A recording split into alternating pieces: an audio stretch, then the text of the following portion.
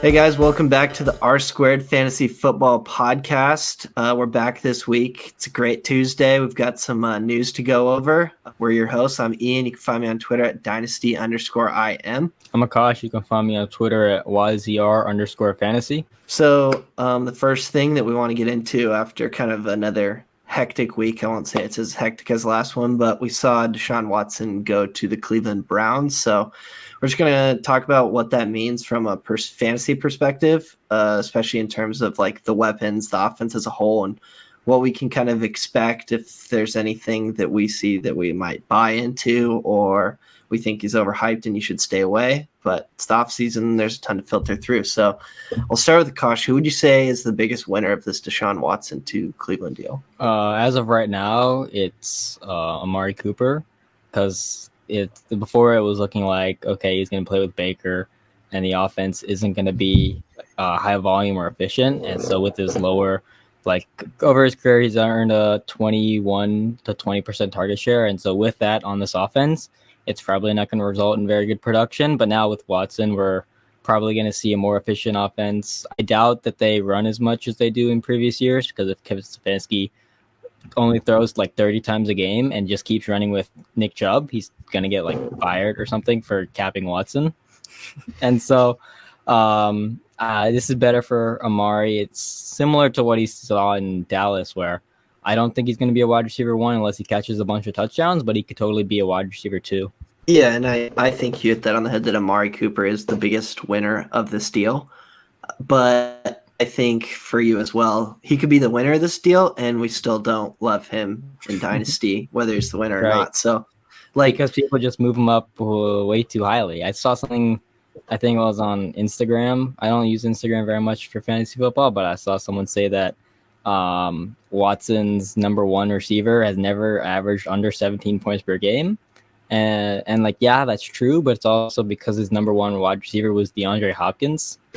And so I think there's going to be, so far it looks like the hype is probably too much for Amari Cooper, where I'm not going to have a lot of him, but it's definitely going to make him, he's definitely going to be relevant next year. Yeah, definitely. I said right now, who's the biggest winner right now is Amari Cooper, because they could totally sign someone like Jarvis or Fuller, or even Odell. I don't know if the organization totally cut ties with Odell.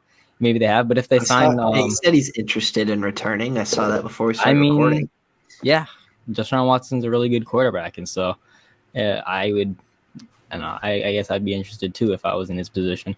But if they sign someone like that, they could totally be productive alongside Amari Cooper. I probably like him more at cost, where Fuller's just consistently priced down because people worry about him being like injury prone. Jarvis Landry, everyone calls him slow and washed now, even though he had a 25% target share last year.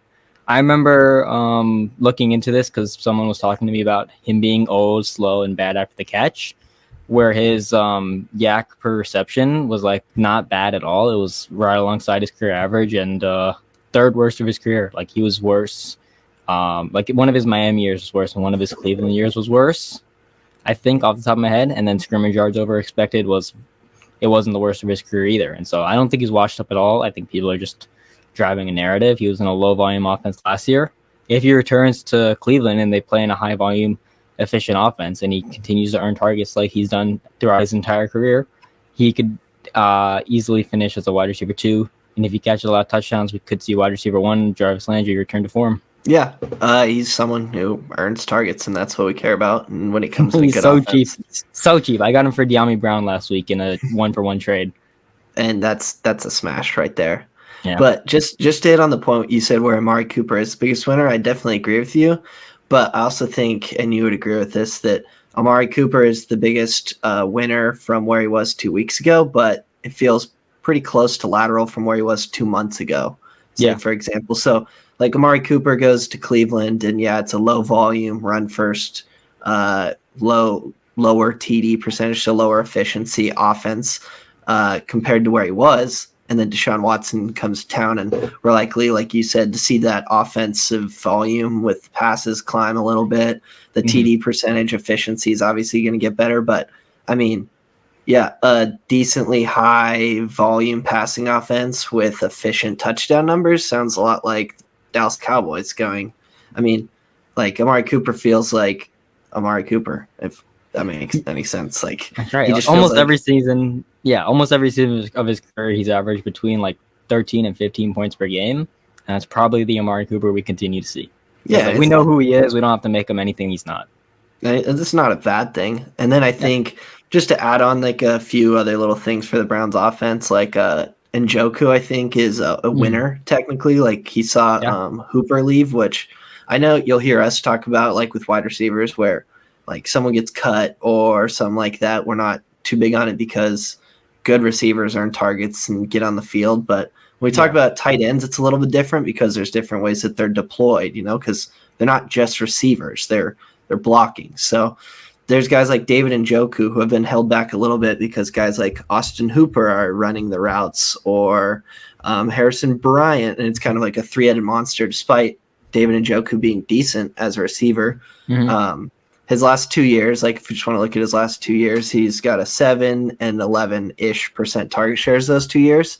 Yeah. And those are on about 40 and 50% of routes run, which isn't a lot at all. We usually look for like that 80% number to be like good, like you're getting used a lot. Yeah. So that is really good when we have like his target rate has been 17% the last 2 years.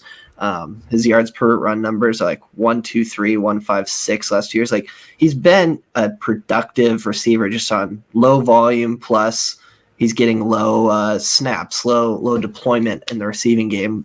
And he has a high ADOT. He's not someone for a tight end who's like, we don't usually love when they just stick close to the line of scrimmage because those are. Oh yeah, he's not like Jack Doyle or anything. He's he's not a Jack Doyle. He had I think he's someone that I don't mind throwing like a 3 at. If you can get a 3 and Njoku back for a 3, like I'm all over that. Yeah, Josh Larkey talking. He made a TikTok about this and they posted on Twitter. How he was, I think, 12th-ish yards per out run last year, and then was he top 5 in yards after catch per reception? I'm not. I might have to get a fact check on that, but he's a solid dart throw. He definitely gets help. He's a tight end. He could just catch 10 touchdowns in this efficient offense and finish in the top 8. Yeah, and that's the thing. Sometimes just to be a tight end one, you don't even need to be that good of a tight end in the receiving game. You just have to be in a good, efficient offense. Like I'm looking at Dawson Knox Schultz, Knox, Tunyon. It's just we see these guys all the time. Yeah, like they aren't great receivers by any stretch of the imagination. They just get in an offense where they can score fantasy points. And when you're a tight end, there's like being a tight end one is the difference between not scoring fantasy points and scoring fantasy points. Like that's kind of the bar to be a tight end one in fantasy football. But the thing that like Anthony Ferkser or something was like a few touchdowns away from being a tight end one. That's how low the bar is. Yeah, it's a really low bar. I mean, Kyle Pitts was a tight end one on one touchdown, if that matters for anything. But one more winner, I would say, from this Browns offense, besides like everyone's already kind of a winner because more touchdowns, higher volume, we're projecting usually is a win for everyone. But someone like Kareem Hunt, if he were to stay in Cleveland, I'm not 100% sure what the situation is there. They tendered Dearness Johnson, so I think Hunt's gone. Which I think is it's a win-win for Hunt. If he stays on the team, he's someone who they use like he's a really good pass catcher. Yeah. So now we drive up the volume and efficiency with his pass catching, and it's always been a good rushing team, which has helped Hunt, and because it's been a good line, and I don't think we should expect that to change too much. And then at the same time, if he gets released, Kareem Hunt has been a bell cow workhorse type running back before.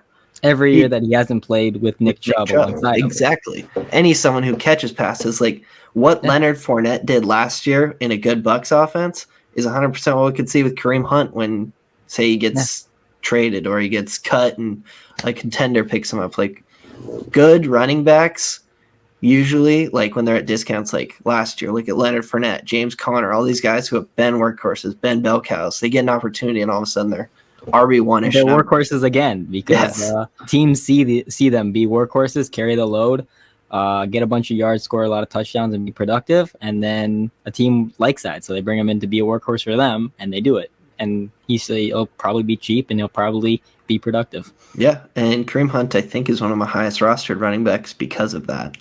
That's awesome. He has a really high ceiling. Yeah, I mean, we're talking about. I don't think it's totally out of the question to see a top 5 season from Kareem Hunt if he were to go to somewhere good. It's not the expectation, but when he has a low snap percentage playing with Nick Chubb and he's still putting up like 10-12% target share numbers and being good in the running game, like Kareem Hunt has a ton of upside.